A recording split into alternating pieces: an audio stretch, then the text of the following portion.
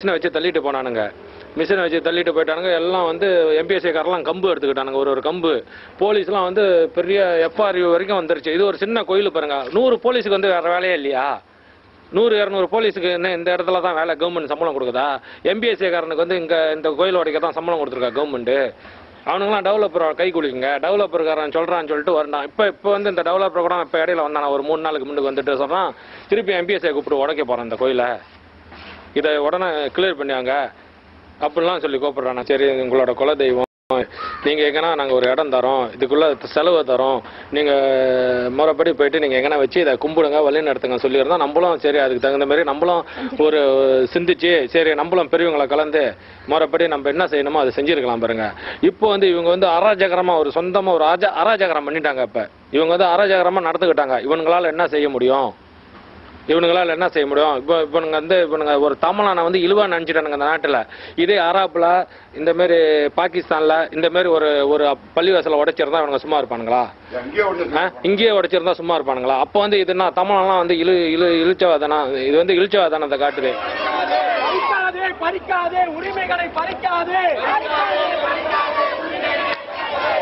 வருஷத்து ஒருத்தர் என்ன பத்திகேஃபில் போயிட்டு சாமி கும்பிடணும் எல்லாமே. சொல்லுங்க, கேள் மாரியம்மன் கோயில சின்ன சின்ன பிள்ளைங்களுக்குலாம் சீக்கு இந்தமாதிரி மந்திரிக்கணும் எங்கே போகிறோம்? இப்போ யாரை பார்க்குறோம்? என் மலாய்க்காரங்க கொண்டு நிறைய கோயில்லாம் வச்சுருக்காங்க. ஏன் நம்ம தமிழ் கோயில் எல்லாமே உடைக்கிறாங்க? ஏன் எனக்கு முடியல. ஆம்பர்ல அடிச்சு உடைக்கிறாங்க. அந்த அளவுக்கு கேவலமா போயிட்டோமா இந்து மதம்? சொல்லுங்க, நம்ம தெய்வத்தை ஆம்பர்ல அடிச்சு உடைக்கிறாங்க. மிட்லேண்ட் எஸ்டேட்ல ஆம்பர்ல அடிச்சு உடைச்சாங்க. அந்த அளவுக்கு கேவலமா போயிட்டோமா? சொல்லுங்க, எல்லாம் சொல்லுங்க.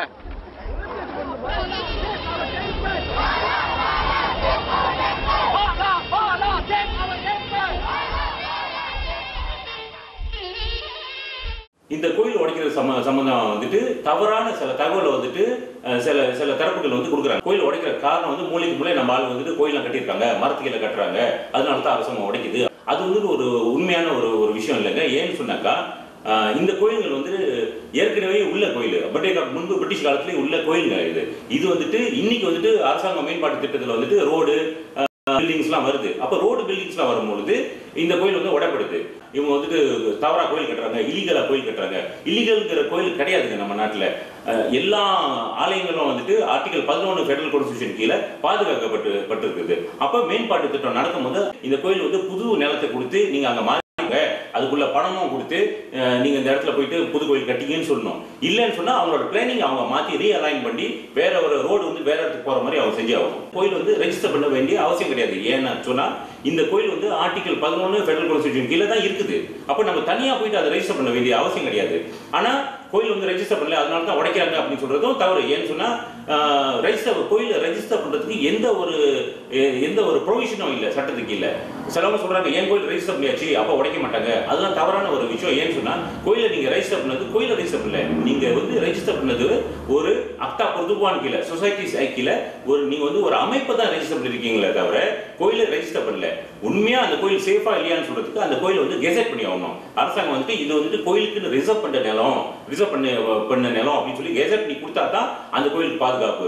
அப்ப நம்ம கணக்கு எடுத்து பார்த்தோம்னு சொன்னா இப்ப இருக்கிற ஏறத்தாழ 20,000 கோயில்ல வந்துட்டு ஏறத்தாழ 18,000 கோயில் அரசாங்கத்துக்கு பிரகாரம் இதெல்லாம் தவறா தான் இருக்கு. ஆக இருக்கிற மீதி 18,000 கோயிலும் வந்துட்டு என்னைக்கு உடைப்பாங்கன்னு நமக்கு தெரியாது.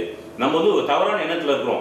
நம்ம கோயில் பெரிய கோயில், நான் கோயில் ரெஜிஸ்டர் பண்ணி 10 வருஷம் ஆச்சு, என் கோயில் உடைக்க மாட்டாங்க அப்படின்னு சொல்றது தவறு. அப்படி ரெஜிஸ்டர் பண்ண கோயில் எத்தனையோ கோயில வந்து உடைச்சிருக்காங்க. இது வந்து இன்னும் தொடர்ந்துகிட்டு தான் இருக்கு. இன்னைக்கு இல்லாட்டியும் என்னைக்காவது ஒரு நாள் அரசாங்கம் உங்க கோயிலை தேடிட்டு தான் வருவாங்க. அப்ப நம்ம வந்து இதுக்கு ஒரு பெர்மனன்ட் தீர்வு காரணம். அதனால தான் நம்ம அரசாங்கத்துக்கு என்ன கேட்கிறோம், குறைஞ்சபட்சம் மெர்டேக்காக்கு முன்பு இருந்த ஆலயங்கள் எல்லாமே வந்துட்டு அரசாங்கம் வந்துட்டு கெசெட் பண்ணி அதுக்கு நிலப்பத்திரம் கொடுத்து ஆகணும்னு சொல்லி நம்ம கேட்கிறோம். இந்த கோயில் நிலத்தை கெசெட் பண்றது அரசாங்கத்தோட கடமை. எப்படி மெர்டேக்காக்கு பிறகு இருக்கிற நாட்டில் இருக்கிற மஸ்ஜித் எல்லாம் அவங்க கெசெட் பண்ணாங்களோ அதே மாதிரி எல்லா ஆலயங்களையும் அவங்க கெசெட் பண்ணி இந்த டெம்பரரி ரிசர்வ் சொல்லி அவங்க நிலப்பத்திரம் கொடுத்தே ஆகணும். இல்லைன்னு சொன்னாக்கா இந்த பிரச்சனைக்கு ஒரு தீர்வு இல்லை. இன்னைக்கு நாட்டில் கோயில் உடைக்கிற கதையை கேட்டால் நம்மளுக்கு ரொம்ப பயமா இருக்கு. ஒவ்வொரு கோயில் வந்து ஆம்பர் வச்சு உடைக்கிறாங்க. சில சித்தியாவான ஒரு கோயில் வந்து சிலையை உடைச்சு வீசிட்டாங்க. ஸோ இதெல்லாம் வந்துட்டு நம்ம வந்து பேசாமல் இருந்துகிட்டு முடியாது. மக்கள் வந்து இது ஒரு நேஷனல் இஷ்யூவா உணர்ந்து எல்லாரும் சேர்ந்து அரசாங்கத்திட்ட எங்களுக்கு வந்து ஒரு பாதுகாப்பு கொடுக்கணும் அப்படின்னு சொல்லி நம்ம எல்லாம் கேட்கணும். நம்ம ஆலயம் பாதிக்கப்படல, பாதிக்கப்பட்டதுலாம் வேற ஆலயம், ஸோ நம்ம வந்து பாதிக்கப்பட மாட்டோங்கிறதுலாம் வந்து தவறான ஒரு கருத்துங்க. ஏன்னு சொன்னாக்கா எல்லாம் முடிச்சுட்டு கடைசியில் நம்ம கிட்ட வந்து தான் ஆகும். எப்படி இருந்தாலும் இந்த பிரச்சனை நம்ம கோயிலுக்கு ஒரு நாள் வந்து தான் ஆகும். அப்போ நம்ம வந்துட்டு இப்போயும் நம்ம தயாராகி இப்போயும் நம்ம அரசாங்கத்துக்கிட்ட கருத்து நம்ம சொல்லணும். நம்மளுக்கு வந்துட்டு இந்த ஆலயத்துக்கு ஒரு ப்ரொடெக்ஷன் கொடுக்கணும்னு சொல்லி நம்ம அரசாங்கத்துக்கு கேட்டாகணும். அது காலகட்டமாக வந்துருச்சு. எவ்வளோ நாள் தான் நம்ம பேசாமல் இருந்துட்டு இந்த பிரச்சனைக்கு ஒரு பெர்மனன்ட் சொல்யூஷன் கிடைக்கிற வரைக்கும் நம்ம கடைசி வரைக்கும் போராடியோம். Article 5(3) is right to counsel.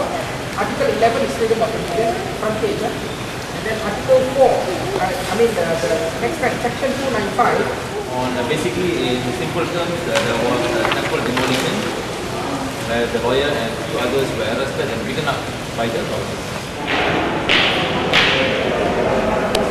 Hari ni masuk kan, so kita belum tahu lagi. So dia minta kalau dia nak boleh serah pada boleh lah. Boleh di mahkamah punya nanti Kena secara diri. serah pada Secara ke diri. So kalau I don't think you boleh serahkan hari ni lah, tak dapat sebab kemungkinan kalau you nak serahkan juga, I maklumkan kepada dia, you tak boleh naik semua. Tak pernah, dia datang sini 20 serve atas satu pendapat sendiri. Orang lain tak boleh buat. Kita dah bagi tahu dekat public relations. Number 2 is hari ni ada 28 wakil kuil lah. Everybody want to brief you.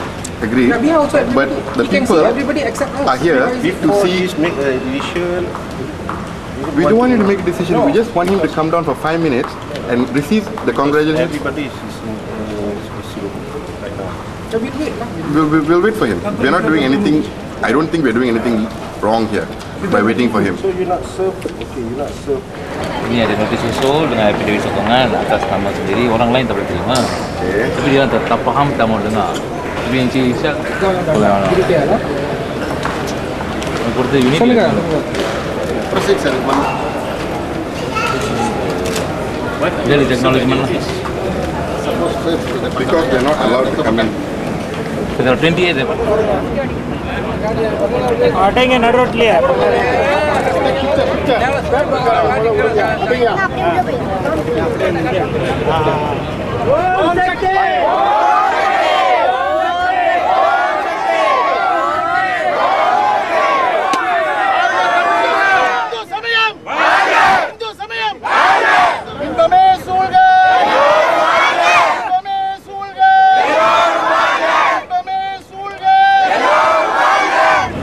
And it's a shame that none of the UMNO ministers wanted to come and take our memorandum today.